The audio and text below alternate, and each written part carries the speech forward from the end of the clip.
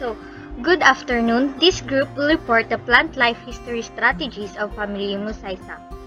This would include the introduction, evolutionary features, and diversification and life history strategies. Next slide po. Next slide. So, for the introduction, this family is a monocotyledonous reaching a height up to 25 feet. These species belonging to this family have berry fruits, an inferior ovary, inflorescence spadix covered by spathe and have a zygomorphic flowers. Forming crown at the apex of stout unbranched stem, have large leaves and perennial giant herbs appearing like trees. So, this family consists of 3 genera as seen on the presentation. Musaceae, a monospecific genus native to southern Sichuan and northern Yunnan. Ensete has 8 species and is distributed in Madagascar, tropical Africa, and Asia. And lastly, Musaceae, which is the genus containing majority of the species of this family. So, species of Musaceae are a characteristic element of tropical and subtropical forests and occur as ecologically important species. So, next slide po. This slide shows the life cycle of plant family Musaceae starting from its first stage of planting up to its development to mother plant. Next slide po. So, for the next part, let us define first what is plant life strategies. So, to thrive in the diverse environments of Earth, plants have evolved a variety of plant life history strategies. So, all living things require energy and nutrients to grow, maintain their bodies, and reproduce. In nature, these resources are limited in supply and there is often competition for access to them, such as sunlight and minerals for plants. Thus, each organism will have a limited available resources to divide among activities like growth, body maintenance, and reproduction in a manner that the species persist over time. So, all in all, we can define that life history of species as its life cycle, or a pattern of survival and reproduction events typically for a member of the species. Life history is formed by natural selection and represents an optimization of trade-offs, or how members of a species distribute their limited resources among growth, survival, and production of offspring. So, in this presentation, we'll examine some adaptations and trade-offs in life history strategies of this family.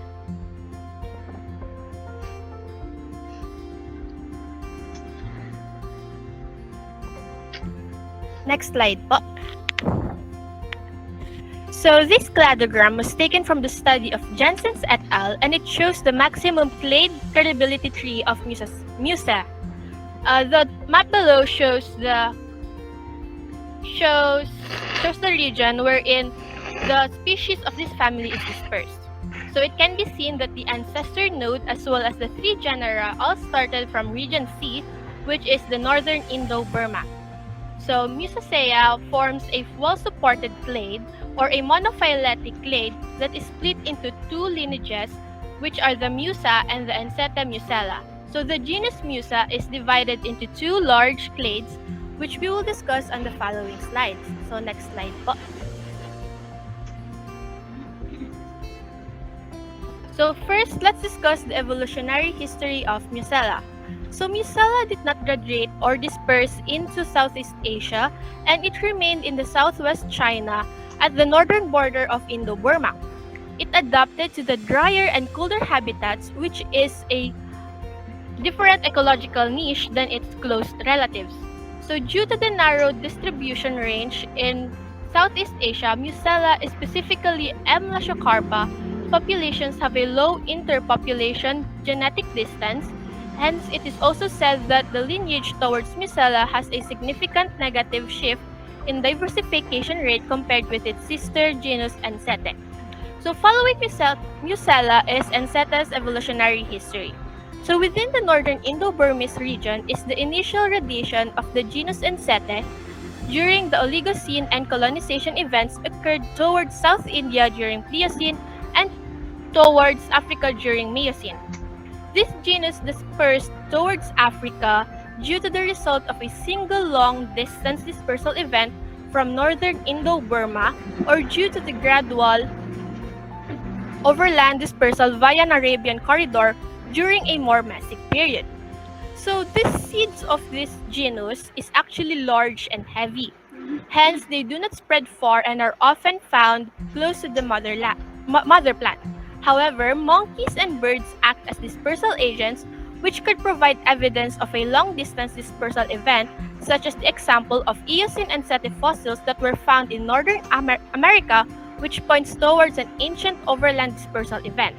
Its overall net diversification rate is significantly lower than Musa, and there is also no indication that Ensete was subjected to high degree of extinction, which implies that the overall speciation rate was seemingly low throughout the evolution of the genus. The low diversification rate can be explained by the possibility of the occupation of a broader ecological niche by the genus representatives by their steady dispersal capacity and the presence of self-pollination flowers. Next slide po. Next, we will discuss the evolutionary history of Musa. So during the late Eocene is the earliest known diversification of Musa in northern Indo-Burma, and its colonization events from northern Indo-Burma towards the rest of Southeast Asia, including Malaysia, took place, followed by substantial localized diversification. The genus Musa has two clades. Clade 1, which includes Ingentimusa, Kalimusa, and Australimusa, left the northern Indo-Burmese region during Oligocene towards Malaysia, mostly via Borneo. The second clade, which is clade 2, includes Iyumusa and Rhodoclamis, which dispersal took place during the late Miocene via the Malayan Peninsula and Sumatra, from northern Indo-Burma to Malaysia. The dispersal from northern Indo-Burma towards Malaysia likely occurred overland due to the forest-covered land connections during the Miocene onwards. In addition, during the Pleistocene, lowland rainforests covered parts of the currently flooded Sunda Shelf between Borneo, Sumatra, Java, and the Malayan Peninsula during low sea level. Aside from the Indo-Burma, Borneo has a rich Musa diversity, but it is situated in the lineage towards clade 1. The Musa representatives accumulated in Borneo by both the accretion of immigrants and in situ diversification. This region also served as a center of secondary radiation for the clade 1 lineage. Since the late Pliocene, several dispersal events took place to Papua, Sulawesi, and the Philippines. The Malayan Peninsula and Sumatra played an important role in the diversification and dispersal of clade 2 during the Miocene. Next slide po. So all plants adapted to its environment in order to survive. For the family Musaceae, its species have huge leaves which help to absorb or capture lots of sunlight in dappled canopies. The central grooved rib shape, like an internal drain pipe, serves to remove an excess water from the tip and funnel vast amounts of water to the base of the plant. Rib veins, which are not true veins, tear to avoid more damage to the whole plant by absorbing the physical damage from wind, rain, or animals. They also grow out of rhizomes, which serve as specialized storage organs underground that enables them to spread vegetatively and absorb more moisture and extra nutrients. So bananas also build their roots deep to the ground, which makes them stronger to counter the varying weather conditions. So that's it po. Now, let's know about the life history strategies of the family Musaceae or the bananas. In wild bananas, this nectar attracts pollinator, mainly bats, insects, and birds. However, edible bananas do not need to be pollinated, but because their flowers still produce nectar, they are visited by animals and insects. By the way, entomophily is pollinated by insects, Ornithophilus pollinated by birds, and Chiropterophilus is pollinated by bats. And they have unisexual flowers. They are monoecious plants that produce unisexual, meaning they contain both male and female parts. And floral nectaries are present in bananas. Cavendish bananas yield pups rather than seeds, whereas banana plants reproduce sexually by generating suckers. When they reach 3 or 4 feet in height and are removed from the mother plant, they produce pups. Bananas reproduce sexually by producing young plants known as pups. Although while bananas are not exactly sexual, they do reproduce and produce pups. Their fruit has a seed-like structure and grows in a herb-like manner. Domestic bananas, on the other hand, produce no seeds and reproduce asexually through suckers. And banana plants are sometimes confused as trees or palms, however, they are essentially herbs. The bananas is a self-replicating perennial plant. Modern bananas grow from a bulb or rhizome rather than a seed, and it takes 9 to 12 months from planting a banana to harvesting the fruit.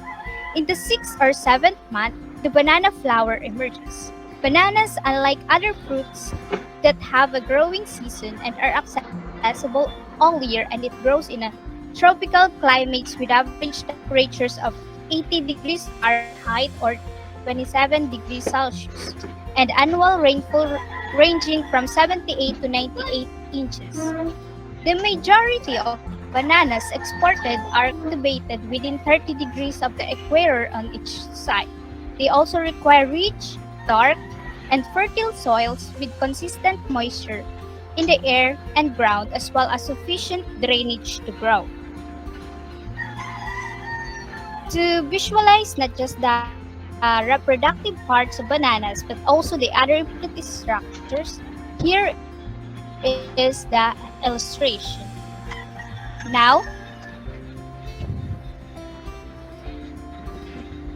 Now, as you can see in the image, well, bananas are full of seeds, making it very hard to enjoy the fruit. Modern bananas, on the other hand, are sterile, containing only tiny residual seeds, so new banana plants are propagated from cuttings. The sterile domesticated banana is the result of ancient crossbreeding between wild species. In contrast, while bananas are packed of full bullet-like seeds and contain very uh, little edible fruit. Now, for the trade-offs, we all know that the bananas we eat today is a GMO, so they do not produce seeds and reproduce asexually through suckers. As a result, banana farms are overcrowded with identical trees, which means they lack genetic variety. So they are more prone to diseases. And this limited, almost non-genetic variation between bananas in different species are not sufficient to protect the plant from the diseases. And now, did you know that bananas are curved because they grow against the pull of gravity? They start off hanging downwards, but as they get bigger, they start trying to grow upwards to get more sun and ended up having that curve shape. They go through a process called negative geotrophy. Instead of growing towards the ground, they start growing towards the sun, and the fruit grows against the gravity, which gives the banana its familiar curve shape. And here are the resources we use for this report, and thank you for listening.